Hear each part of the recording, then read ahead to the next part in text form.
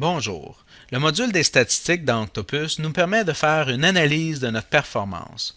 Par exemple, en gestion des incidents, nous avons un rapport de KPI, donc d'indicateurs clés de performance, nous permettant de bien comprendre la performance de notre équipe pendant une période donnée.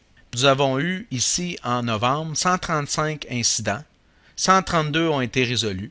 On peut voir les incidents résolus sans déplacement, les incidents résolus par le centre de service, donc notre niveau 1, les incidents qui ont été rouverts, le coût moyen de soutien par incident, les incidents par priorité, par catégorie, par source. Ici, c'est intéressant de voir que 43% des incidents ont été enregistrés via le web, ce qui est quand même un bon ratio. La résolution des incidents par groupe, par intervenant, où on peut voir le nombre, le pourcentage, ainsi que l'effort total consacré, le temps moyen de prise en charge et le temps moyen de résolution globale et par priorité.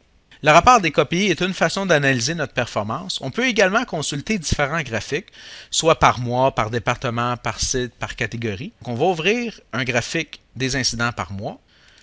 Donc ici, pour chaque mois, vous avez le nombre de nouveaux incidents, le nombre d'incidents résolus pendant le mois, les incidents ouverts à la fin du mois. Donc ici, en vert, vous allez pouvoir voir l'évolution de votre charge de travail, les incidents pour lesquels nous avons dépassé notre cible de résolution, donc en rouge. Par exemple, pour le mois d'août, on voit qu'on a eu 404 nouveaux incidents, 373 ont été résolus pendant cette période. Puis à la fin du mois d'août, il y a encore 71 incidents de non résolus, pour un total de 74 incidents ont été résolus en dépassant la cible de résolution fixée. Sur le graphique présenté ici, on est capable d'appliquer des filtres, donc de regarder en fonction d'une priorité donnée. Donc c'est la priorité autre. On pourrait filtrer par groupe. On pourrait également changer la période, effectuer l'analyse en fonction d'un intervenant en particulier, filtrer en fonction d'un site ou d'un département, ou de consulter tous nos incidents, mais qui affectaient par exemple du matériel.